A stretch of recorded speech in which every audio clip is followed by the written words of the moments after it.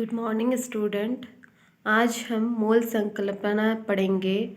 मतलब इंग्लिश में इसको मोल कॉन्सेप्ट बोलते हैं, जिसको अमिदियो एवोगैड्रो ने दिया था और उनके सम्मान में मोल को हम लोग एवोगैड्रो नंबर भी कहते हैं। ठीक है।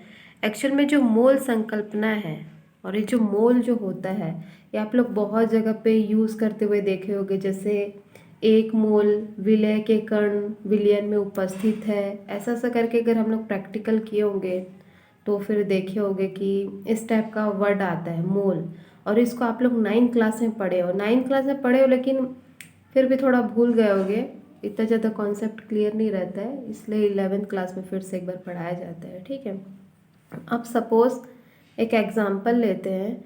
तो जैसे कि हम लोग बोलते हैं, अगर एक दर्जन अंडा, अगर हम लोग दुकान वाले को बोलेंगे एक दर्जन अंडा दे दीजिए, तो वो कितना का सेट देंगे? 12 अंडे देंगे। ठीक है। अगर हम लोग बोलेंगे एक दर्जन पेन दे दीजिए, तो दुकान वाले कितने देंगे?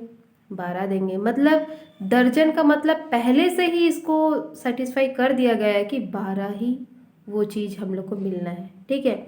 अब चाहे वो केले ले लो या फिर कोई भी चीज़ लो, तो वो कितना, अगर हम लोग कहें इंसान की बात, एक दर्जन इंसान, तो कितने होंगे? 12 इंसान होंगे।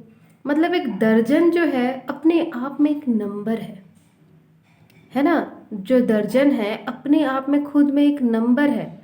उसी प्रकार से जो मोल भी है, ये भी एक एक्चुअल में नंबर है। अब ये जो नंबर जो होता है, जो मोल जो है, ये एक्चुअल में केमिस्ट्री में यूज़ होता है। केमिस्ट्री में अब यूज़ क्यों होता है, ये हम लोग को सोचना है। क्योंकि हम लोग केमिस्ट्री में क्या पढ़ते हैं? अणु, परमाणु, यौगिक, ये सब पढ़ते हैं। जो अणु परमाणु होते हैं, परमाणु क्या होता है? परमाणु जो होता है, जो एटम होता है ना, एटम जो होता है वो सबसे छोटा कण होता है। कहने मतलब मान लो कोई यौगिक है, तो यौगिक का सबसे जो छोटा कण है वो क्या है? एटम है। और ये जो एटम, परमाणु, अणु, ये सब को जितना हम लोग को उसको मतलब वेट करना है, मतलब उसका द्रव्यमान हम लोग को निकालना है, भार निकालना है, तो हम लोग कैसे करेंगे? 1 किलो हाइड्रोजन परमाणु दे दो बोल के तो हम लोग बोल नहीं सकते। क्यों? क्योंकि हाइड्रोजन परमाणु बहुत छोटा रहता है, कहने का मतलब। और हाइड्रोजन परमाणु ही नहीं, जो पेरियोडिक टेबल में जितने भी एलिमेंट्स हैं सारे इतने छोटे हैं ना कि आप लोग उसको किलोग्राम, मतलब इसमें से आप डिसाइड नहीं कर सकते। उससे भी छोटे का उनका मतलब इकाई होता है ना। तो इसीलिए अपन मोल को केमिस्ट्री में यूज़ करते हैं। अगर इसको डीपली पढ़ोगे तब आप लोग को समझ में आएगा, है ना। जैसे कि देखो, सपोज एक मोल बराबर कितने होते हैं? 6.02 इंटू 10 पावर 23। ठीक है। ये हालांकि आप लोग को समझ नहीं आ रहा होगा कि एक्चुअल में ये नंबर बड़ा है छोटा है, ऐसा करके, है ना। तो इसका क्लियर कर देते हैं। तो कितना हुआ है? 6.02। मतलब ये पॉइंट को अगर हटा दे तो कितना होगा? 602। ठीक है। फिर अब इसमें कितना दिख रहा है? 23 दिख रहा है ना। तो 23, इसके पीछे आप लोग कितना लगाओगे? 23 जीरो लगा दोगे। ठीक है। लेकिन इसमें कितना है? 1 2 3 4 5 6 7 8 9 10 11 12 13 14 15 16 17 18 19 20 21। 21 डाला है। क्यों डाला है? जबकि यहाँ पे 23 है लेकिन 21 डाला है। मतलब ये है, अगर आप और 2 जीरो डाल देते हो, 21 के बाद 22 23 हो गया। ठीक है। लेकिन यहाँ पे कितना है? दशमलव के बाद 2 संख्या है, मतलब बटे में कितना आ जाएगा? ऐसे आ जाएगा, 100 आ जाएगा। तो 100 का जो 2 जीरो है, इसके 2 जीरो से कट गया, मतलब 21 जीरो ही आना है। ठीक है। इतना नंबर तो शायद आप लोग जानते भी नहीं होगा। तो क्या है, जैसे कि मिलियन बिलियन होता है ना, जानते हो ना। तो कितना हो जाएगा ये? 602 हेक्सेलियन हो जाएगा। ठीक है। इसका ये मतलब है, अगर हम लोग मान लो वो जो जेम्स होता है छोटा छोटा, देखे खाते हैं, जो हरा नीला पीला हर एक छोटे से पैकेट में आता है, वो जेम्स भी अगर हम लोग इतना कण, अगर हम लोग उसका जेम्स का ले लें, जो कि साइज़ में करीबन इतना छोटा सा होता है ना, अगर हम लोग इतना भी छोटा सा ले ले, इतना वाला पार्टिकल्स, तो वो जो हम लोग का पृथ्वी है ना, पृथ्वी को अगर हम लोग होल करके अगर उसमें भी जेम्स भर देंगे ना, तो वो फुल हो जाएगा, कहने का मतलब। तो एक्चुअल में ये इतना फुल हो जाएगा, जबकि हम लोग परमाणु अणु के लिए 1 मोल ले लेते हैं, लेकिन इसके लिए क्यों नहीं ले रहे हैं? मतलब ये है, जो एकदम छोटे कण होते हैं वो हमारे हाथ में तक ग्राम में आ जाएंगे, लेकिन अगर वो थोड़े बड़े साइज़ के होंगे तो वो हम लोग मतलब मेज़र भी नहीं कर सकते, इतना ज़्यादा हो जाएगा। ठीक है, आप लोग को थोड़ा शायद समझ में नहीं आ रहा होगा, लेकिन मैं डीपली बताती हूँ। अब और देखो, जैसे कि मान लो सल्फ़र, ठीक है। अब सल्फ़र का परमाणु भार कितना होता है?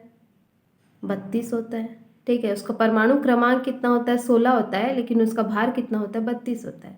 अब ये देखो, अगर हम लोग को 1 मोल सल्फ़र लेना है, ठीक है, अगर हम लोग को 1 मोल सल्फ़र लेना है तो इसमें सीधा सीधा ग्राम जोड़ देना। मतलब ये है कि सल्फ़र के 32 ग्राम में 1 मोल क्या होगा? 1 मोल सल्फ़र मिलेगा, मतलब उसके कण मिलेंगे। ठीक है, ये एक क्या चीज़ है? ये कणों की संख्या है। ठीक है, सल्फ़र देखे हो गए, चलो सल्फ़र नहीं, हाइड्रोजन का बता देती हूँ। हाइड्रोजन जो है उसका परमाणु क्रमांक कितना होता है? 1 होता है। भार भी कितना होता है? 1 ही होता है। ठीक है, अब क्या होगा, अगर 1 मोल अगर हम लोग हाइड्रोजन लेंगे तो उसमें कणों की संख्या कितनी होनी है? 6.02 इंटू 10⁻23 होनी है। ठीक है, लेकिन हम लोग क्या बोल रहे हैं, अगर हम लोग इसके भार में ग्राम जोड़ दिए, ठीक है, इसके भार में अगर अपन ग्राम को जोड़ दिए, मतलब 1 ग्राम में हाइड्रोजन के इतने कण मौजूद होंगे।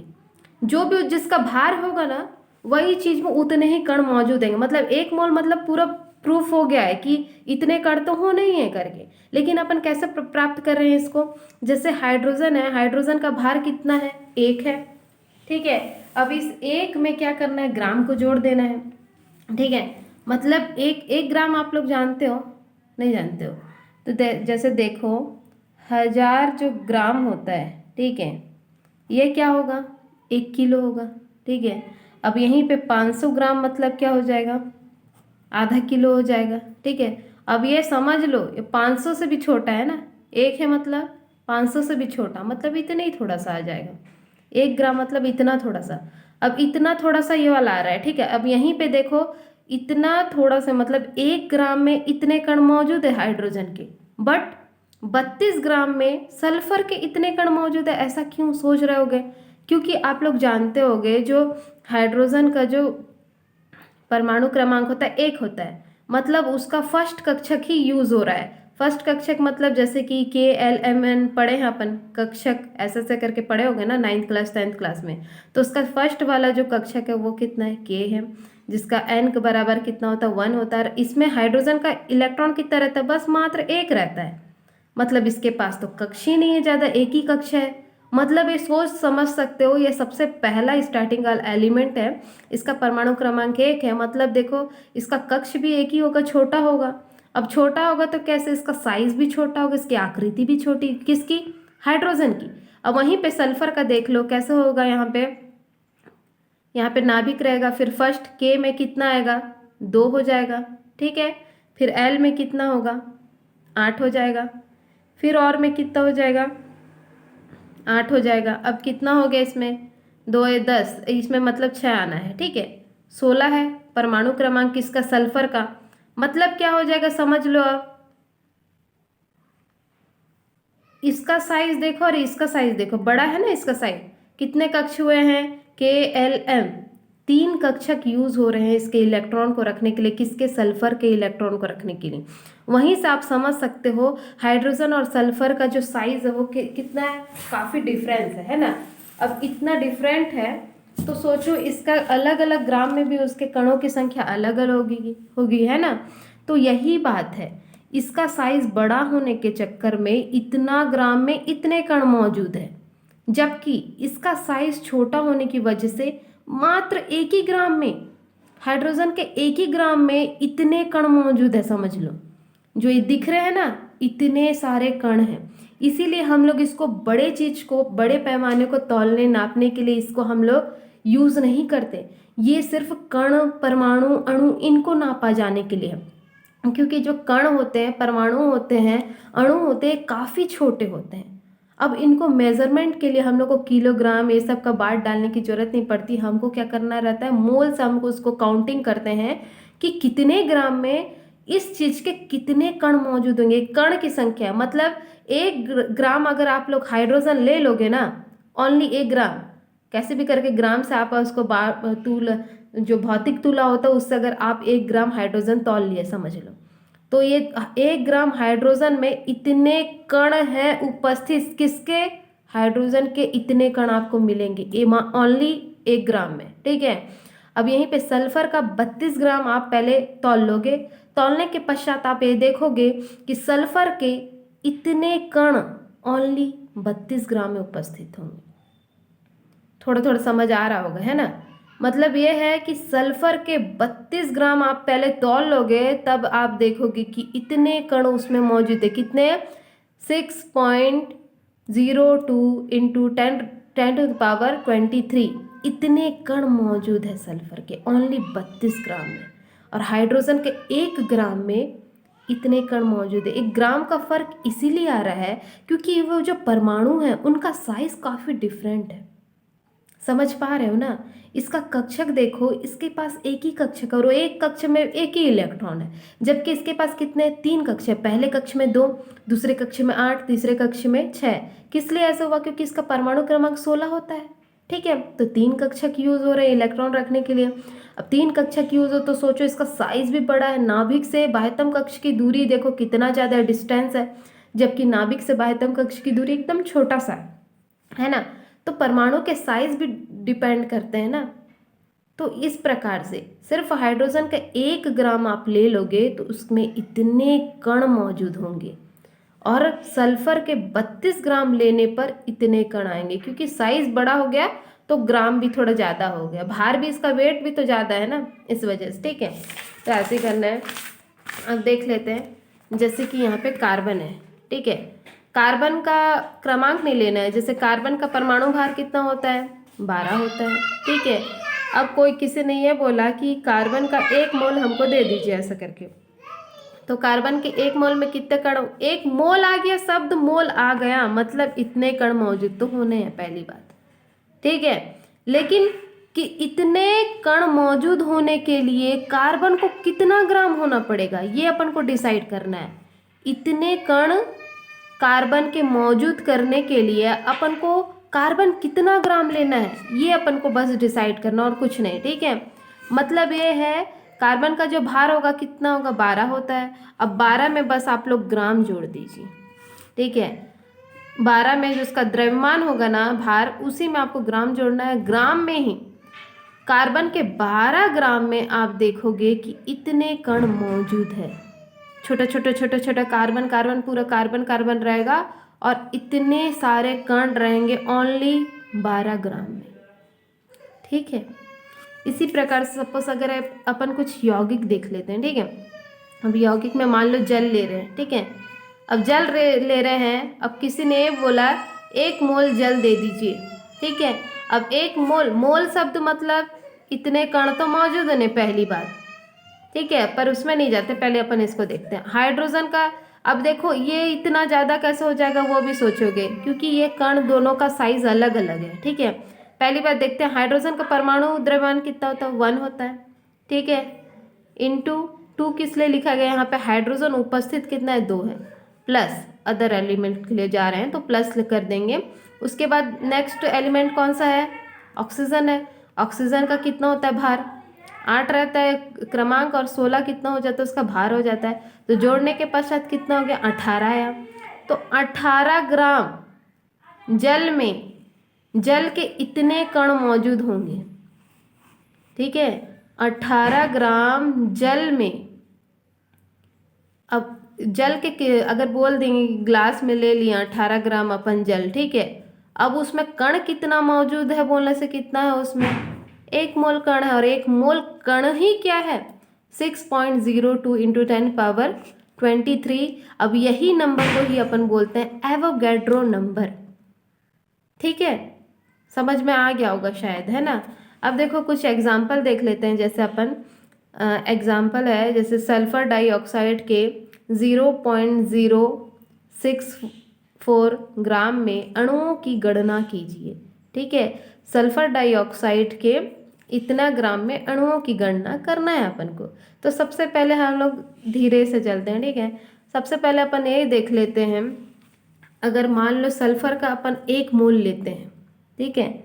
मान लो हम लोग सल्फर का अगर 1 मोल लेते हैं तो कणों की संख्या इतनी होनी चाहिए, ठीक है। अब जहाँ पे देखते हैं सल्फर का द्रव्यमान कितना आएगा, सल्फर का खुद कितना हो जाता है 16 होता है इसका परमाणु क्रमांक, मतलब ये कितना हो जाएगा 32 हो जाएगा सल्फर का, उसका द्रव्यमान 32 होता है। अब ऑक्सीजन का कितना होता है 8 होता है, तो 8 8 8 करके 16 हो जाएगा, उसका द्रव्यमान कितना हो जाएगा 16 हो जाएगा, लेकिन गुणित क्या हो जाएगा वहाँ पे ट्वाइस लिखा है मतलब 2, तो 32 32 कितना हो जाएगा 64।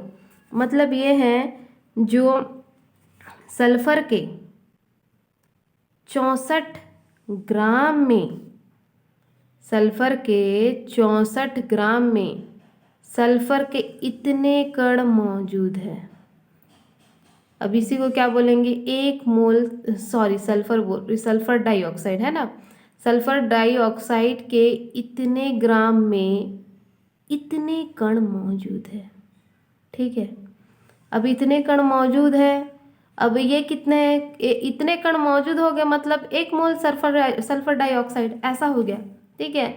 अब जब हम लोग जान रहे हैं कि इतने ग्राम में 64 ग्राम में इतना है, तो 1 ग्राम में कितना होगा ऐसा टाइप का, ठीक है। मतलब जानते हो ना, जैसे कि 5 पेन की, मतलब 5 पेन लिए तो उसका रुपए कितना हो गया 25 हो गया, तो वहीं पे 1 पेन का कितना होगा ऐसा करके अपन निकालते थे। तो जब 1 पेन का निकालते थे तो 25/5 कर देते थे, तो जिससे 1 पेन का मतलब हम लोग को मिल जाता था आंसर, है ना। तो सेम एज इट इज़ हम लोग को ऐसा करना है, जब इतने ग्राम में सल्फर डाइऑक्साइड के कण इतने मौजूद हैं तो 1 ग्राम सल्फर डाइऑक्साइड में कितने होंगे, 64 को जस्ट ट्रांसफ़र करके वहाँ पे क्या करना है डिवाइड कर देना है, तो हम लोग को कितना मिलेगा 1 ग्राम का आंसर मिलेगा, ठीक है।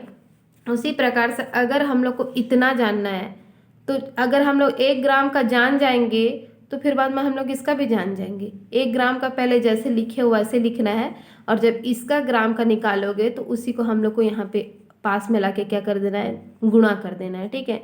तो देखो अब 0.064 ग्राम सल्फर डाइऑक्साइड बराबर कितना हो जाएगा, जो एज इट इज़ पहले लिखे हो ना 6.02 इंटू 10⁻23 डिवाइडेड बाय क्या है 64, ठीक है। गुणित क्या कर दोगे यहाँ पे, जो हम लोग पहले जैसे 64 था, इतने ग्राम में इतना कण था, तो इसको क्या करें यहाँ डिवाइड किए थे, ठीक है। अब हम लोग को जानना कितना इतना में, तो इसको लाके यहाँ पे गुणा करेंगे, ठीक है। अब यहाँ पे गुणा करें तो हम लोग देखें कि दशमलव के बाद कितना संख्या 3 संख्या है, तो उसको कट कर देंगे दशमलव को, और उसके बाद नीचे में कितना 3 जीरो लगा देंगे, ठीक है। अब ये दशमलव हट गया, मतलब ये अब दशमलव वाला चीज़ नहीं है, अब क्या है एक पूर्णांक संख्या, जैसे 64 हो गया, ठीक है। अब ये नीचे जो 64 है 64 ऊपर कट जाएगा, यहाँ का 3 जीरो यहाँ के 3 जीरो को कटवा देगा, ठीक है। आंसर क्या आएगा 6.02 इंटू 10⁻23 को कट कर दिए हैं 3 जीरो से, तो कितना बचेगा, मतलब 2 जीरो बचेगा 20 बचेगा। तो क्या है इतने ग्राम सल्फर डाइऑक्साइड में इतने कण मतलब इतने अणु उपस्थित है, ठीक है। ये अपना मतलब आंसर निकल गया। इसी प्रकार से और भी अदर एग्जाम्पल है, आप लोग को जब मैं नोट्स भेजूंगी तो आप लोग उसमें से नोट्स पहले कर लेना। नोट करने के बाद जैसे आप लोग को एक बार प्रैक्टिस करके देखना, अगर नहीं समझ में आता है ना तो आप लोग जब ऑनलाइन क्लास होता है ना तो आप उसमें मेरे को पूछ सकते हो, ठीक है।